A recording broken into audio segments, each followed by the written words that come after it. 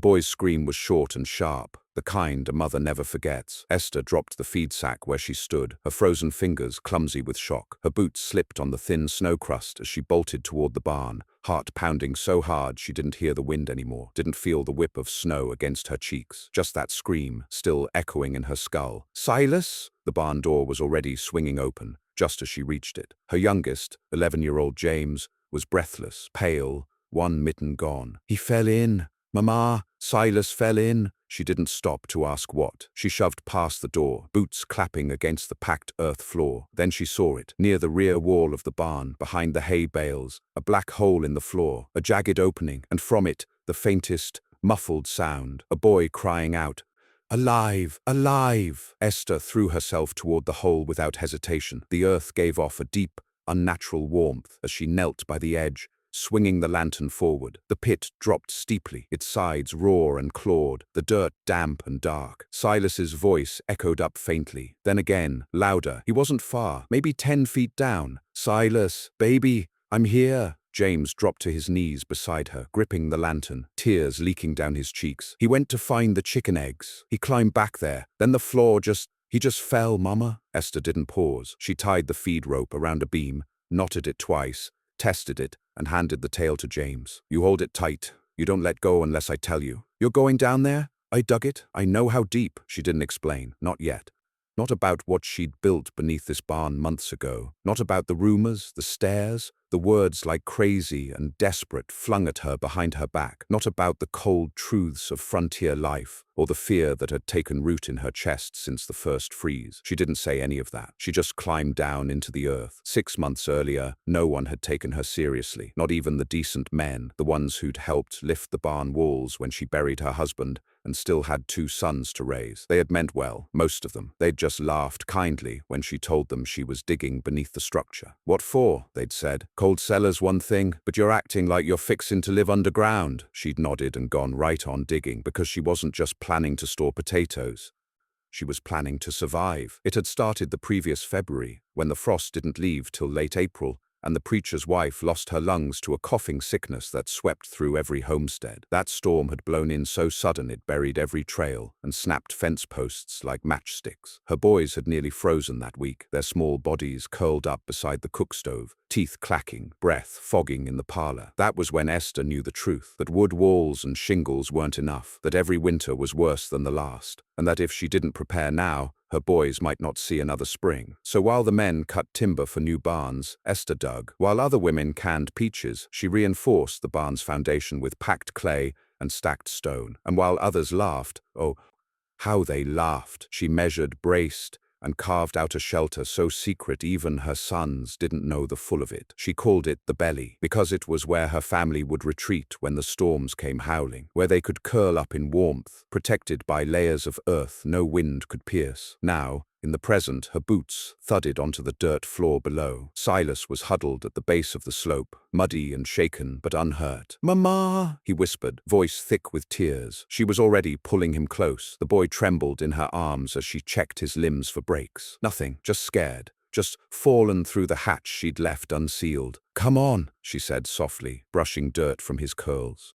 "Let's show James what we've been hiding." She lit the second lantern and turned toward the sealed wooden door half buried at the base of the slope. With one heave, she opened it. Beyond it yawned the shelter she'd spent the past year building in secret. It wasn't a mere hole. It was a room, stone-walled, timber-braced, with shelves, dried food, tools and quilts. A small stove rested in the far corner, flue piped up through a hidden channel. Her husband's old cot stood in one corner, and a second bunk made from crates sat beside it. It smelled faintly of cedar, earth, and smoke. Silas's eyes widened. "Mama!"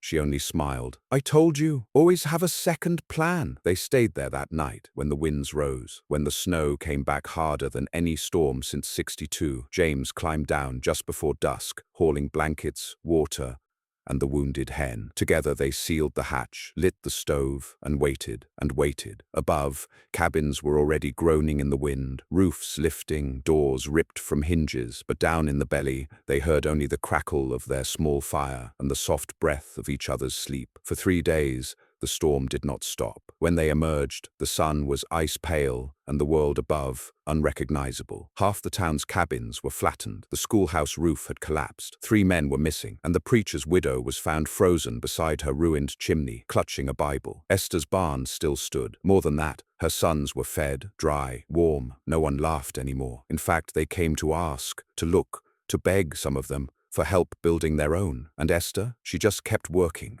The storm had stolen more than roofs. It had stolen certainty. The wind didn't just blow down cabins. It tore through the minds of men who thought they were prepared, scattered their pride like broken shingles across the snow. And in the quiet that followed, there was a kind of disbelief, not the loud grief of funerals or the howling wail of widows. No, this was the stunned, hollow silence of people who'd looked death square in the face and realized they'd built their whole lives on splinters. Esther noticed it first in the eyes of the men, the ones who had helped raise her barn but had mocked her digging. They didn't meet her gaze now, or if they did, it was different, slower, more searching. They had questions they didn't know how to ask. She answered them anyway, not with words, but with a hard-packed shovel and the sound of iron striking clay. She didn't gloat. That wasn't her way. But she didn't flinch from the truth either. Her sons were alive and dry because she dared to dig. On the 4th morning, when the sun finally glinted off the wreckage and the town dragged itself out like battered animals from under drifted debris, it was Sheriff Gatlin who came riding up to her barn first. His beard was rimed with frost, and one of his fingers was wrapped in a bloodied rag. He was limping. "Mrs. DeWitt," he said, swinging stiffly down from his saddle. "Heard you made it through?" She was boiling snow water on the stove in the main room of the barn, while Silas snored in a pile of quilts. She met the sheriff's eye and nodded once. "So it's true," he said quietly.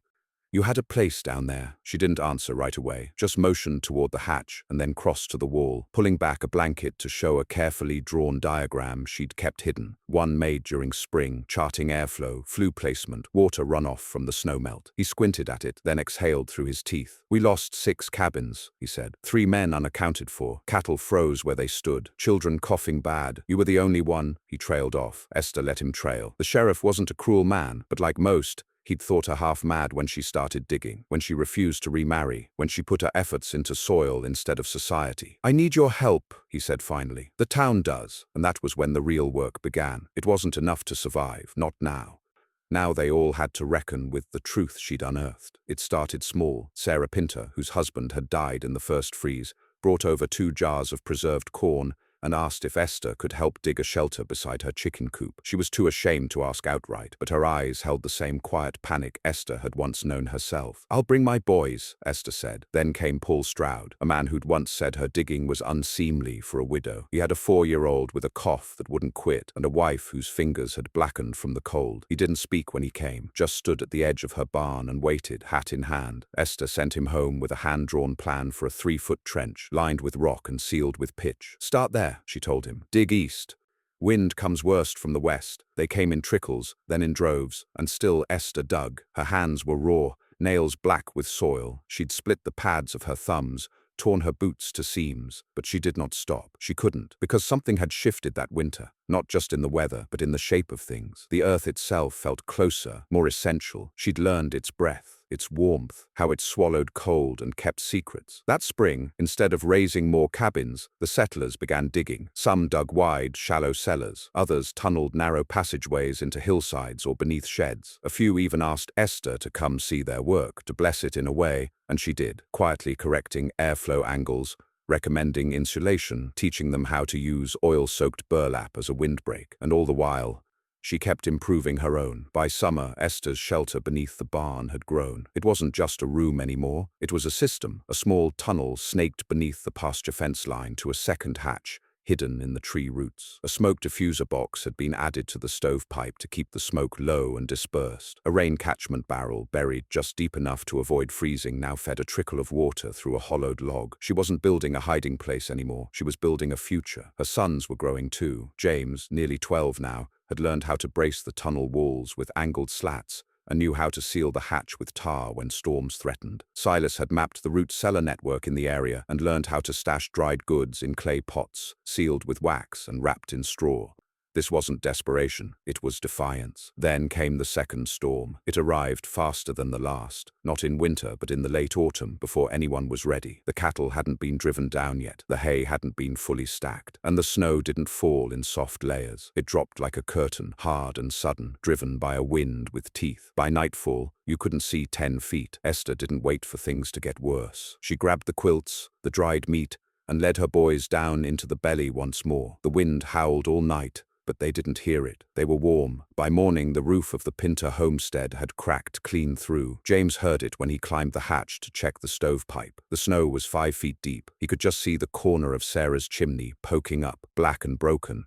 Esther didn't hesitate. She and James loaded rope and oil, and they crawled through the tunnel, then through the drifts. It took half an hour to dig the Pinter children free, and when they found Sarah, she was half frozen, curled around her baby like a fox shielding its young. They dragged them back through the snow, through the tunnel and into the warmth. And just like that, the shelter that had once been a secret, a shameful oddity, something to gossip about, became the thing that saved lives. That winter, 3 more families ended up living beneath Esther's barn. She cleared out the feed bins, dug a second room, hauled down more blankets, opened up the second flue pipe. The shelter glowed with the low amber light of oil lamps, and the smell of stew boiled from dried root vegetables and jerky. Children ran through the tunnels, laughing. The older women took turns tending the fire and reading from damp books. No one was rich, no one was rested, but they were alive. And slowly the talk changed. Did you see how she built the flue? Smart that. Keeps the heat low. She braced her tunnel walls with stacked stone, like a well turned sideways. The way she buried her food caches, not one spoiled. The same voices that had once whispered crazy now murmured clever. The same hands that had pointed now asked how to help. But not everyone changed. There were still men, hard men,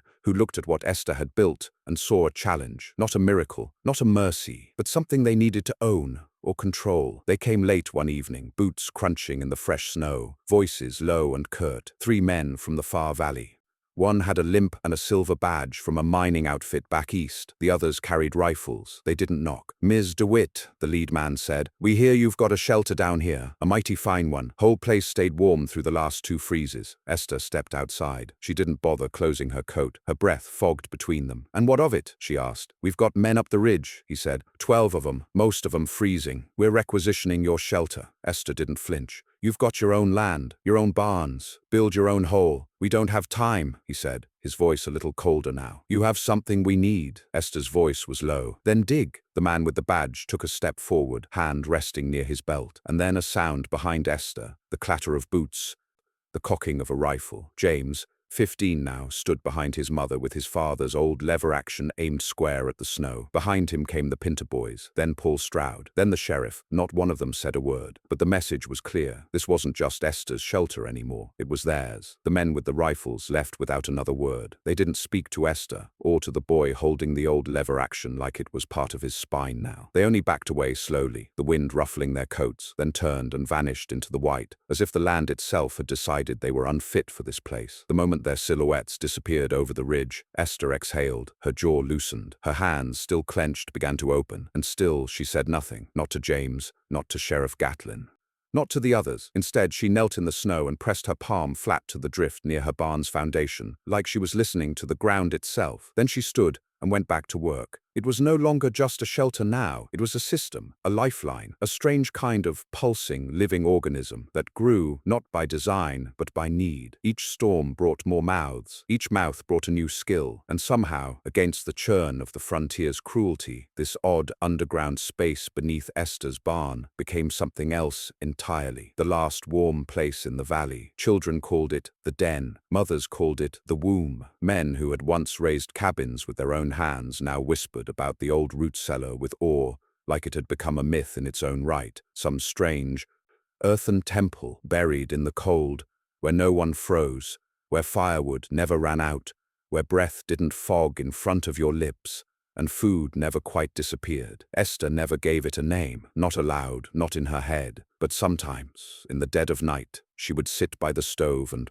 run her hand along the dirt wall and think, this is what safety feels like. This is what no man ever gave me. This is what I made. The children adapted faster than the adults. They learned the routes through the low tunnels better than any map could tell. They memorized the heat points along the floor, the draft spots in the corners. When a section of the far corridor collapsed during a minor quake in early spring, it was 6-year-old Molly Stroud who recognized the change in air pressure and shouted the alarm before the others noticed the roof cracking. Esther didn't just shelter them, she taught them. Every child who came through her tunnels learned to pack a wall with clay and straw, to wrap a blanket against frost, to feel the difference between safe silence and suffocating stillness. She showed them how to light a lamp without smoke, how to warm a tin plate with coals and keep food hot for hours, how to listen to the shift of snow above, to smell the cold and know when it would turn cruel again, and perhaps most importantly, how not to wait for someone else to come save them. "Don't wait on no preacher," she'd mutter, her hands deep in frozen earth. "Don't wait on no man with money. You want to live through what's coming?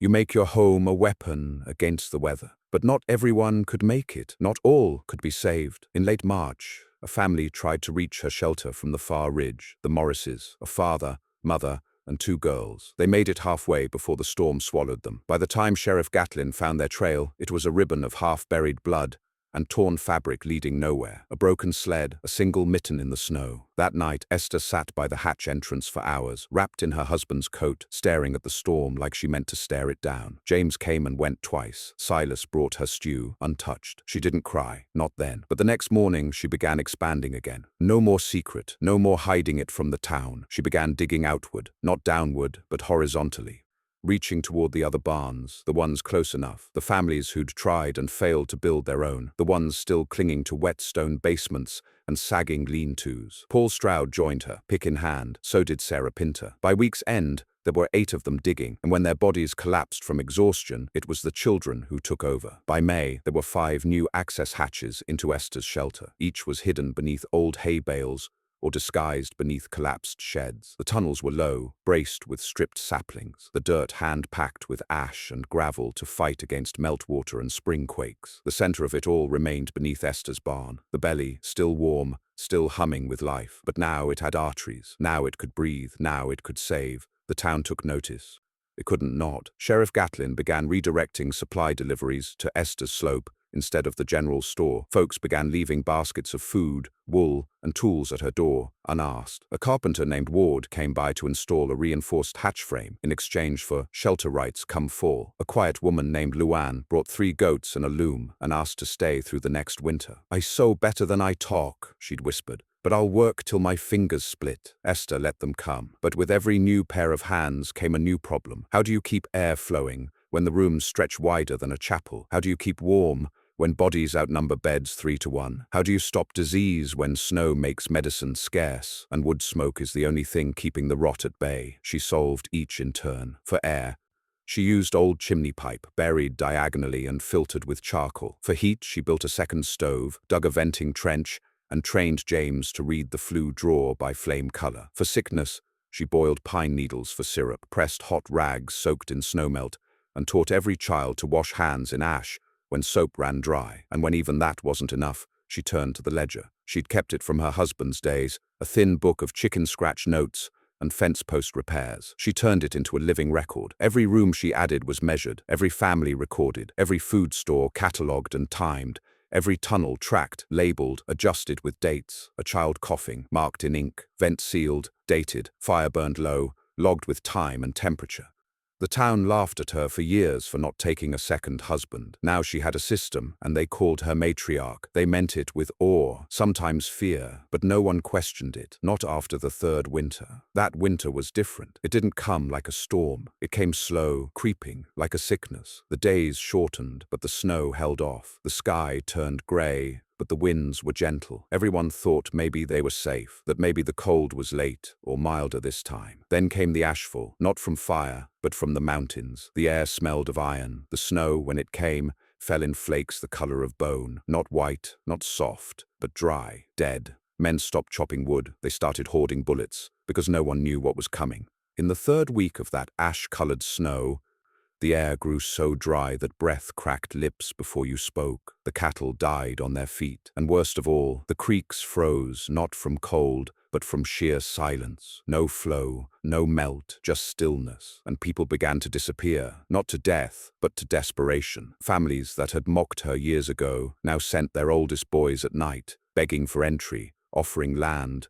tools, even their daughters' hands in marriage. She turned none away, but she made them dig. Every hand that asked for shelter earned it, not by grace, but by labor. And by the end of that long, dry, bitter winter, over 60 souls had crawled into the ground and emerged again, alive, because of what one widow had begun, because of what the town once called desperation. Esther didn't call it anything, but when she stood in the center of the belly, surrounded by sleeping children, humming stoves, and the slow exhale of dozens who no longer feared the snow, she thought, this is not a shelter anymore. This is a town beneath the town, and it would not die easy. Not now. By the fourth spring, the surface no longer felt like home. The ground above thawed slowly, stubborn in its grip on winter. But when the snow finally retreated into patches and gullies, what it revealed was ruin. Whole cabins had vanished beneath collapsed roofs. Fences were driftwood. Wells had frozen solid and cracked. Even the church bell had toppled sideways, its beam rotted through, its rope curled in the dust like a dead snake. The town had not died,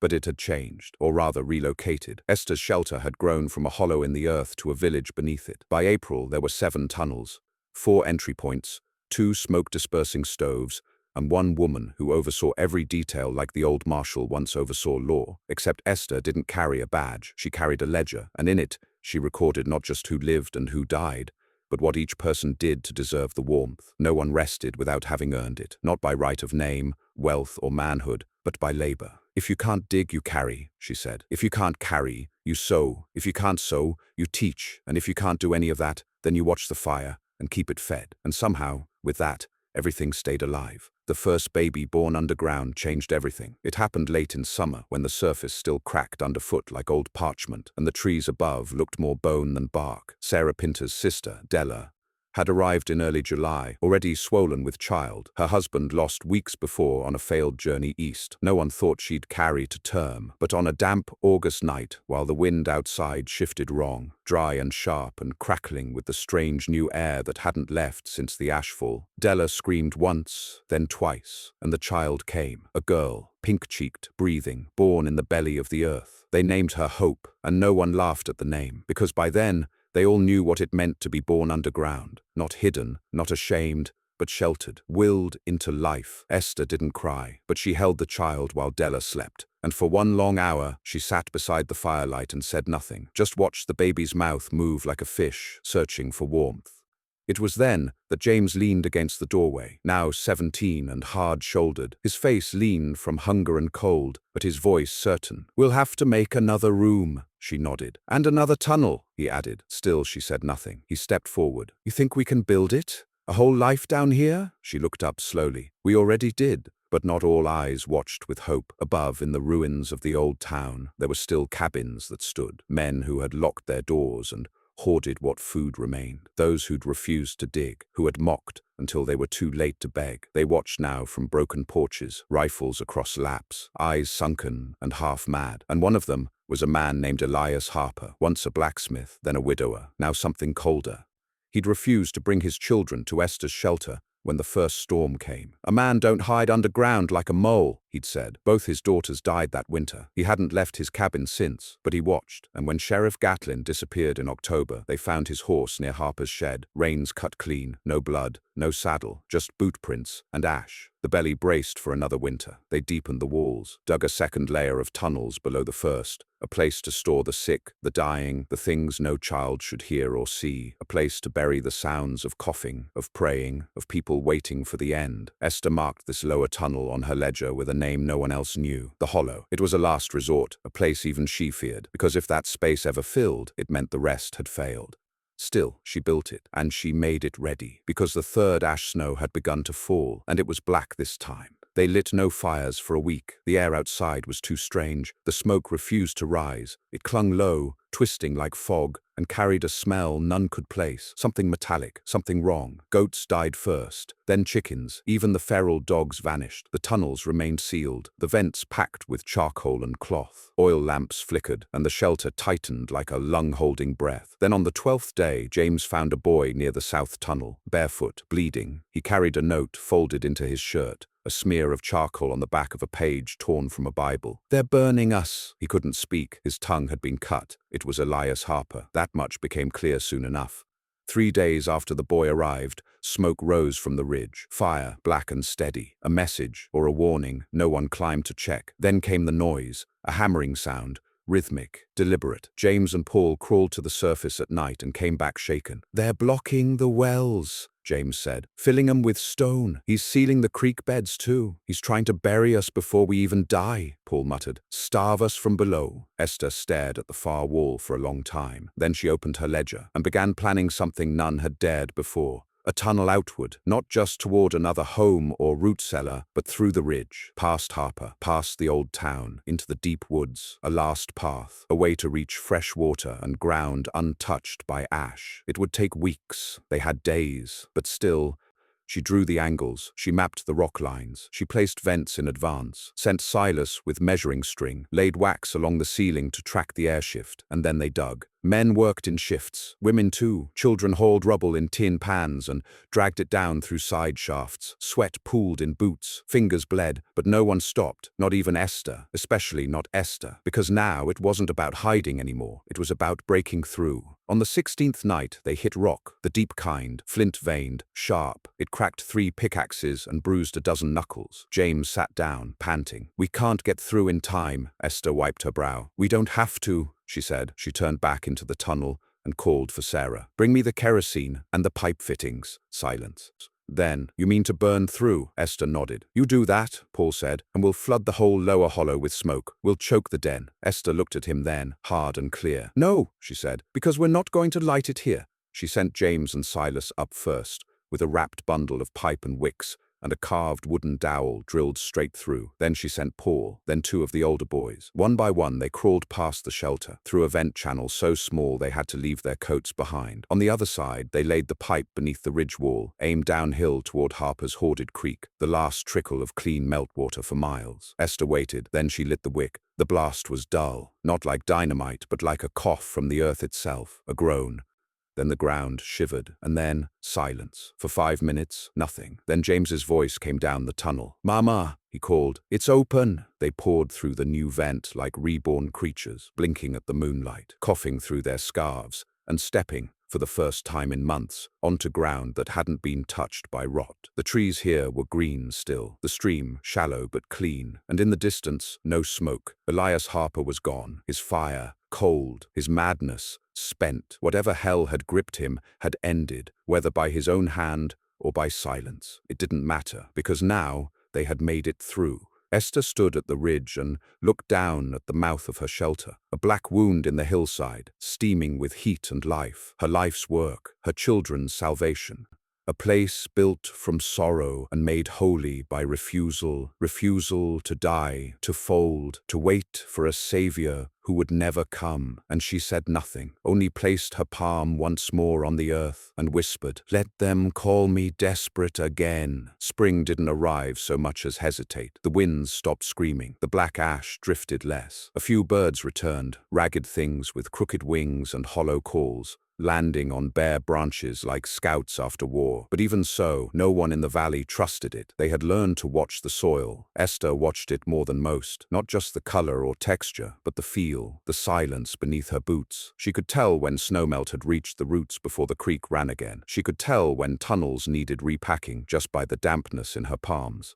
She spent her mornings moving through the underworld she'd built like a mother checking on children. She never rushed, never scolded, never praised either. She just listened to the creak of the wood slats, to the sigh of wind through vent stones, to the way one lamp flickered differently than another. She knew every inch now, every fault line, every place where the earth still flexed and groaned under the memory of the long storm. Above, the old cabins still stood, what was left of them, but none had been repaired. The town had relocated, without ceremony, no speeches, no vote, just survival. Slowly, without realizing it, everyone had sunk into the earth, and in that silence they began to speak again. James started keeping his own ledger. He wrote in blocky handwriting, nothing like the fine script of his mother.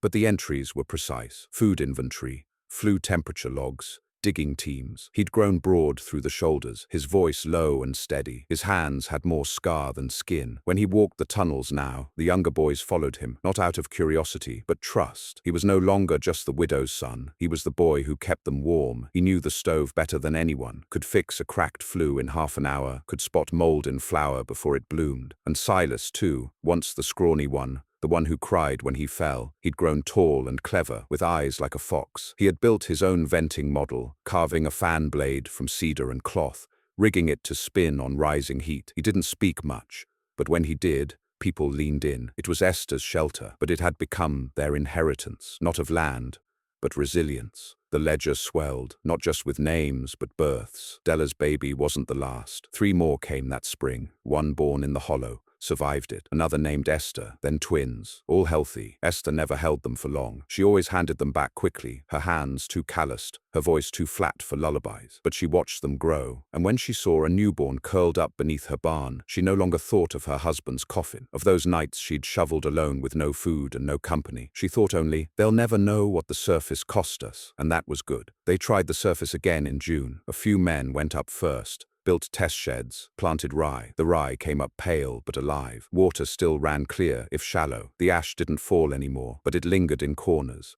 in tree hollows, in the cracks between bones of old fence rails. A vote was held, the first in 2 years. Not about leadership. No one dared suggest that. Esther remained unchallenged. The vote was simpler. Do we stay down or go up? 38 said stay. 12 said test both. 3 left that night. Esther said nothing, only raised her lantern to mark the night. And then she and James began bracing the central tunnel again. Not out of fear, but because if you were going to choose the belly over the sky, you made sure the bones of it held. It was Sarah Pinter who finally gave the place a name. Not aloud, but in the stitched edge of a wool blanket she gave Esther one morning. The thread was thin, the letters tiny, but they were clear. Barn Hold. Esther ran her thumb over it once, said nothing, but she kept the blanket.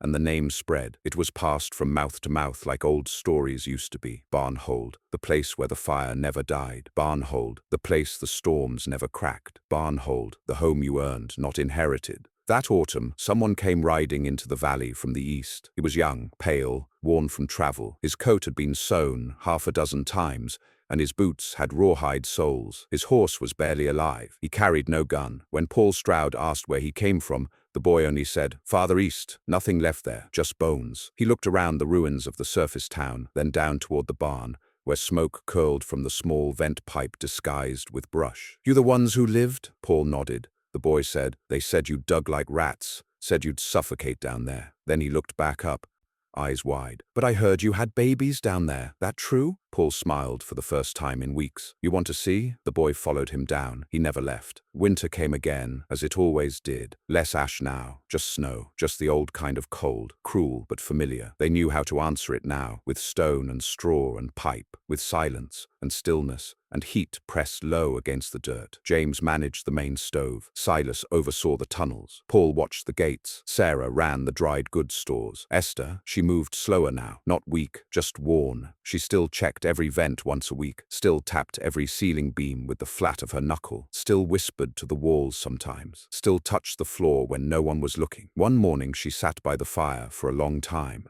James came to check the register. She didn't look up. "Think we'll ever go back?" she asked softly. "To the surface?" He shrugged. "All the way, all of us, the whole town." James was quiet a long time. Then, "I don't think we ever left it. We just moved it down." Esther smiled faintly. "Good answer." Her hair turned silver. The tunnels turned deeper. The people above sent runners. The ones who'd laughed at her 5 winters ago now sent envoys wrapped in fur, asking for her diagrams, her airflow maps, her ledger methods. Esther copied them out, slow but neat. When one asked if they could name a new settlement after her, Esther's Hollow, she declined, but she sent back a single note. "Dig before it hurts, not after." She died in spring, in her sleep, in the belly she built, surrounded by warmth, by the breath of dozens of people who'd have frozen without her. She was not alone. She was not forgotten. She was not buried with a stone or pine box. She was wrapped in the same blanket Sarah had stitched, the one with Barn Hold in the edge, and buried in the hollow she once feared. And over her grave, her sons planted rye. James became the new keeper. Silas became the builder. The ledger became gospel. The fire never went out. And whenever a child asked years later who built the town beneath the barn, who carved it out from dirt and ice and scorn,